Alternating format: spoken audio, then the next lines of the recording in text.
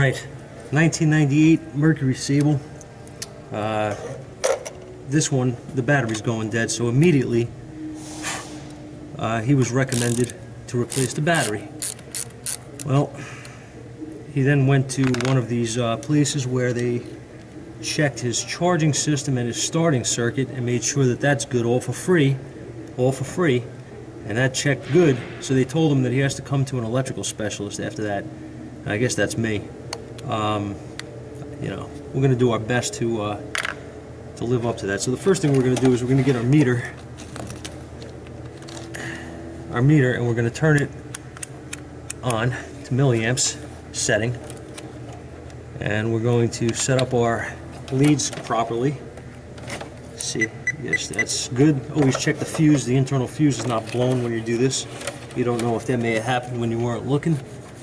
And what I'm going to do is I'm going to take my meter, I'm going to work the battery cable up so I don't actually disconnect the battery at any point, and I put my meter in line like so. I'm going to show you where we're at right now. Now keep in mind, when you do this, make sure your doors are latched. If you have any buttons that have to be pressed in for the door, disconnect them. Right now we are over an amp and a quarter here, okay, which doesn't mean anything yet, because this thing may have to power down, although I want to say that is very high, even for a Ford. Just came in. Now I don't know if this latch, I'll make sure this latch on the hood does not have any electrical components. Let's see. Latch on the hood.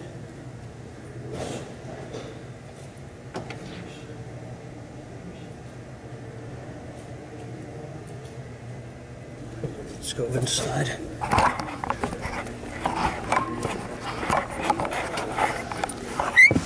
Let's go inside the vehicle.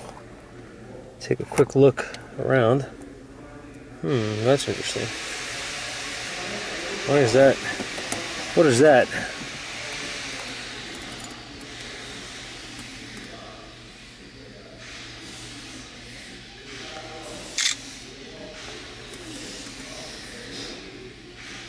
What is that? Whoops. Hang on.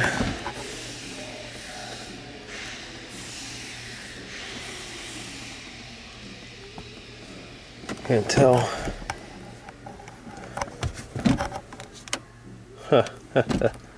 Hey guys, check that out. I think we found it already. Hang on a second, let me set this back up. I think we found it. Can't be that easy. Can't be that easy, fellas. Set you up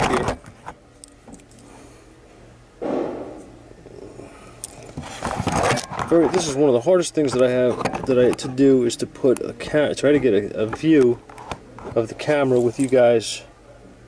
This is on. As a matter of fact, I can almost see the display here lit. This is warm. I'm sorry guys, just give me 1 second and I will get right back here with you. But I believe we're going to have a bad radio. Oh yeah. This thing is on. This thing is warm. Yep. Alright, let's take a look. Let's step back a second. Let's take a look. Let's step all the way back. See the radio in the center? Watch. Oh yeah.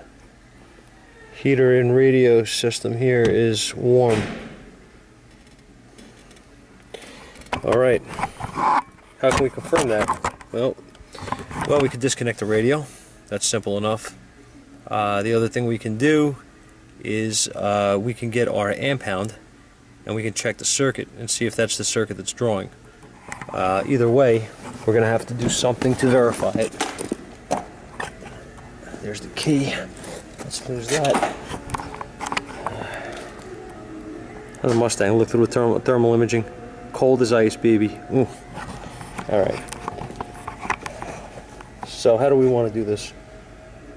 Well, do I trust the thermal camera? Have I learned to trust the thermal camera yet? That's the big question, right? I trust it. I trust it. Just... Alright. So guys, here's my amp hound. We'll turn it on. Let me show you. See where I can set you up. So you can see well here. Try to set this up right here. Okay. Just want to make sure got a good connection. Everything's good here. My leads, I always check. And I'm reading. Hopefully you can see that 000. I'm going to touch fuse. That's what you want to see when you go across a fuse that's good. Okay? That is not what you want to see. That's a bad one. Okay. See, I'm going to change the value. I'm going to go to my settings here and I'm going to put it on a maxi fuse, which is 40 amp. And that's going to tell you what kind of a draw you have. It's almost an amp. Okay? That is going to be our problem circuit. Let's go inside. Okay. So I can do this. I printed out a power distribution wiring diagram from that fuse, which is this lead here. That's the 40 amp fuse we were just looking at. And if you look, it goes to my instrument panel fuse block. Okay. And that 40 amp fuse powers all of these circuits, all of this stuff, and it goes all the way around. Alright, and it powers all this stuff up here. So what I wanted to do quickly is I wanted to assess what's on that circuit. There's a lot of stuff, right? What is on that circuit that I'm concerned with, possibly? The radio is what I'm concerned with. Now I'm looking for the integrated control panel, which actually is right here. That would be the radio system right here, and it is certainly on one of the fuses that is powered by that 40 amp fuse. Alright, so what we're going to do is we're going to go directly to fuse 24, which is a 5 amp, and I'm just trying to see, guys, I can't see too good, it's small. No, I don't need glasses, I don't think. We're going to go to this fuse and we're going to see if this fuse here shows a draw. Alright, so let's do that. We're going to go inside the vehicle, find that fuse, and use our amp hound on that circuit and see what it shows us. Alright guys, we're back in action here. I'm going to get my amp hound, and I have my fuse block here, and I'm looking for fuse 24, which is 1, 2, 3, 4 down from the top, and it's a 5 amp, and it's right here. I'm going to go across this and see where we're at. Oh boy, look at that, that's broken. I have it set for the wrong type of fuse, of course. So I need to go down to a mini, and it's a 5 amp mini. And I'm going to show you the draw that it has on it. Here, bear with me. Oh yeah. Okay. Oh, look at that. Same thing. Alright, now, I'm not a fan of pulling fuses because you can throw yourself off track. But in this case, I'm going to make an exception. I'm going to show you.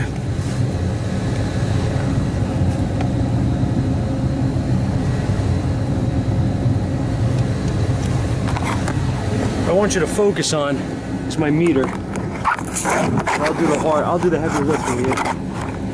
Let's see if I can do this. Let me get you guys hang out right there. This is gonna be hard, but alright, you see the meter. Let's see what we get.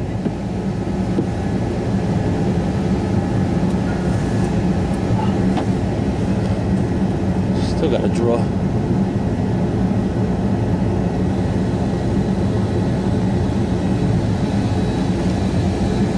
Out though. Okay, they may have to power it down now. This thing, there it is. As you see, See the radio being on and not, you see what happened just now? That radio being on was not allowing the system to go to sleep. All right? So we are right on top of our problem. Now, here's the thing. You know how, I want you guys to know too that I did not diagnose this thing off camera. I promise you that, okay? I wouldn't lie to you. I do diagnose vehicles off camera because sometimes I just don't have the time. I have too many things going on, and I mean, it's hard for me. I don't know, some guys may not do it that way. I try my best to get good information across. That's my key. And what I want to show you here, in this case, I did not diagnose this thing. The only thing I did was I had to step away for a few minutes for other things, but I did pull a diagram and all that stuff on the circuits, and I did check that fuse before I turned the camera on. I did check those fuses, but outside under the hood, but that's as far as I got. This is all, you know, real life right here, okay? This is real time. Now, what I want to show you is the way that I was able to narrow this down is because, first of all, the thermal camera showed me that radio was on. I saw that it was hot, all right?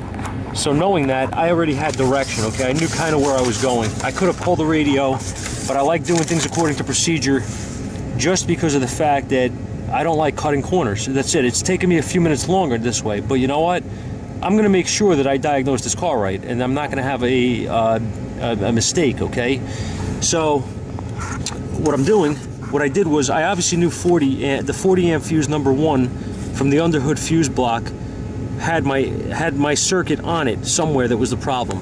Following that, as I showed you inside, all I'm doing is I'm seeing what that fuse feeds. It feeds fuse 29, multifunction switch. I didn't think that was the issue. It feeds all of this stuff. Speed control, deactivation switch, brake pedal position switch, anti-theft system, remote anti-theft personality module, the GEM module, the DLC, the integrated control panel, remote climate control module, instrument cluster, cigarette lighter, and then it goes down here as well, and it feeds all of these other circuits, battery saver relay, interior lamp relay, so on and so forth down the line here. If I didn't have direction, what would I do? How would you fix this?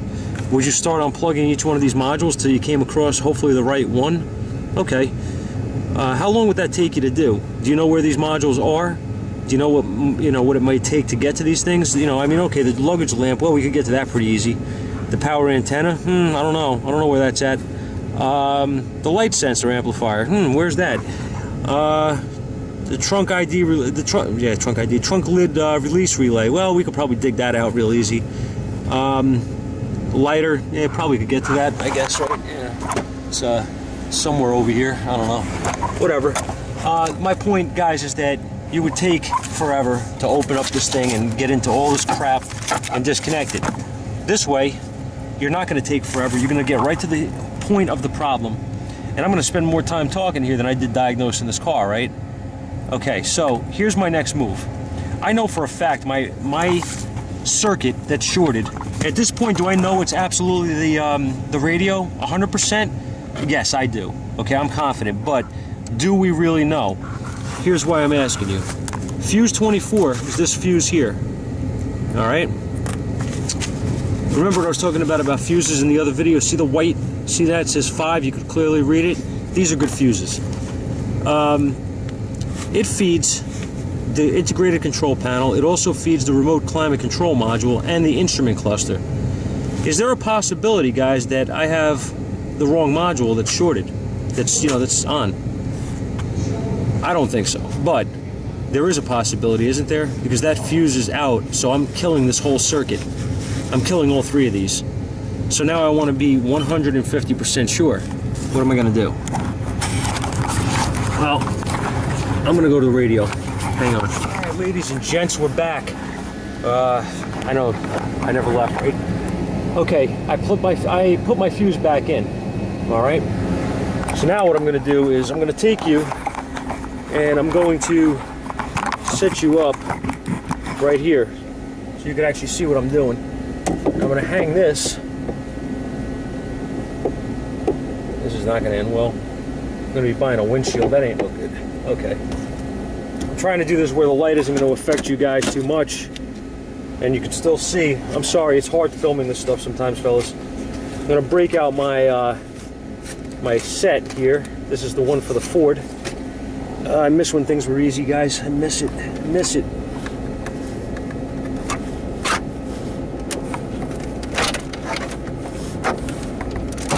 Hey. Oh no, I lost you. I'm sorry, fellas. I dropped you. All right. How hard was that, right? Try taking a radio out of a Honda. Ugh. Or an Audi. Anyway. Yeah, I know some of you guys are probably laughing like, an Audi, I have it out in 3 minutes. Oh yeah, feel that. Sorry. Yeah, it's trust me, it's hot. Already, it's hot. You want to take a look? Again, I mean, we're going way overkill here, but this is kind of fun. I love my thermal camera, fellas. Oh, I love it. If I can get it to turn on. Did I break my camera? I'm gonna have to set up a GoFundMe page if this phone breaks, guys. And I'm gonna actually cry real tears. Come on. Oh no.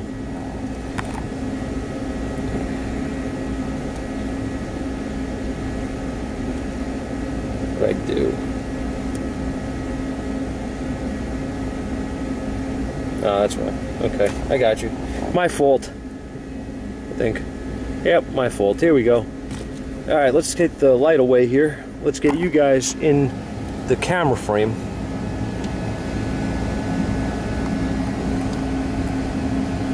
Wow, what is that? Heat. Oof. That's actually the heat radiator. That's crazy. That's from this. That's just residual heat from this thing being plugged in. Check this out. Check this out. Look at this thing. It's glowing. It's not as hot as the. It's only 93 degrees, but I mean, it's 30 degrees in here, guys. You know what I mean? So, or 97. Yeah, this thing is hot, and I mean, it's hot. Cool. All right. So now that we have the radio out, and don't forget, I still have my fuse in. Yeah, you can see it over here. You can see the meter. I can't really reach any further to get the meter in here, so I'm sorry about that. But what I'm going to do to prove it to you and to me and to everybody that our problem is at the radio, to find the connector, and I'm going to unplug it. Yeah, that hurt. And now, look at my meter. Okay? That's it. We have a broken radio assembly here. Shorted. Should I try to be like Eric and take this thing apart and fix it? No. I don't think we're fixing this. I'm only kidding. Look at this thing. The guy told me that his kid got pissed off because his tape got stuck. So he decided to fish it out himself. How did that work? He fished it out with a freaking hammer. And whatever happened here, he's been having a problem ever since. So I wasn't really sure it was the radio, but the thermal camera led me in the proper direction. We were able to establish, you know, that the radio absolutely is bad. All right. So this guy doesn't want to spend any money. So what we're gonna do, I don't know. We're gonna close up and go home, retire. What I'm going to do is I'm going to go inside, I'm going to make a few phone calls, I'm going to take this crap unit with me, and I'm going to see, if I can get it out, that is, I'm going to see if, I'm going to have to put you guys over here for a second, because I can't see. What I'm going to do is I'm going to make a phone call to the local, well, there's nobody local actually to me, the scrapyard. Oh, that was bright. Oh, God, I hate lights. Oh. Hey, look at that, a magnet. Okay, I want to go here, and I want to unplug this thing. There we go. All right. Cool. I'm going to see if I can get this unit. And we're going to go from there. Ugh. I'm getting too old for this. No short. I guess the worst case scenario here is that he doesn't spend any money and he has no heat and no radio, right? whatever. I'll be back with you guys and let you know what we're gonna do here. Hey guys, back one more time for an update. I reached out to the owner of the Sable about the radio, and we're going to be getting a used unit for the car. But I also noticed when I pulled this thing out, I don't know if you guys caught it or not, but you check that out. Sounds like marbles in there. This unit was used. He told me he bought it on eBay for whatever reason. The other radio didn't work or whatever, and he threw this in about 6 months ago. So as usual with used parts, you don't know what you're going to get or what's going to happen. Obviously, with the tape player, you know, this was self-induced, or rather, this was human damage, not you know, self-destruction of the radio. Obviously, the kid tried to get the cassette out of there, and I think he used a pry bar when he should have been using a maybe a credit card or something. Whatever. Either way, the radio is no good. Don't know whether or not that caused the drain when he broke everything inside the tape player. I'm assuming it probably did. Either way, we're gonna get a radio for this thing. We're gonna install it, and he'll be on his way with that. I think we have to do a hub bearing in that vehicle also that he picked up online. So again, I don't like installing parts that are purchased from the owner of the vehicle. It's usually bad practice, and I always write no warranty on the receipt due to being unable to cover these parts. If I didn't buy them, I don't warranty them. The only thing I'll warranty is my labor. You know, all the bolts are tight, everything is in correctly. If that bearing fails, that has nothing to do with me. If the sensor doesn't work because the tone ring is wrong, or whatever the case might be, I do not cover that. That's not my problem. I have to be that way, and I don't mean to sound like a creep or anything like that, or a jerk or whatever, but I cannot put my neck out for parts that I don't know where they're from. That's like the same thing as the throttle body that I spoke with you about on the other vehicle. You know, you buy a part from China that has no name on it. It comes in a box with some styrofoam or some insulation around it, and it's thrown in some unnamed box, unbranded cardboard box. How do you put your name on that thing and say, I'm going to stand behind this product? You can't. So that's where you're at. But at least on the Taurus, on the Sable, that'll be done. I don't know whether or not I'm going to be able to videotape the record the repair, because I don't know if I'm going to be here when the radio gets here. My partner may have to do it, and that'll be that, because I have some things to take care of this week. But I have to take a day or two off. So either way, I guarantee the thing will be fixed, and that'll be that. So right now, I am going to go home because it's time to go home. And I'm probably going to see tomorrow. I have ordered a computer for the Jeep. That'll be coming in a couple of days as well. Don't know if I'm going to be here to video that repair either, unfortunately. I would like to get some. I would like to be able to put up some, you know, after videos on these things too, and prove the repair out and all that stuff. But this week is a little crazy, so we're going to see what happens with that. Either way, you know, if something happens, that I'll absolutely let you guys know, and I'll keep you updated on the stuff that I do put out, even if it's just the diagnostic end of it or whatever it is. So guys, thanks for watching, and I'm going home. Have a good night.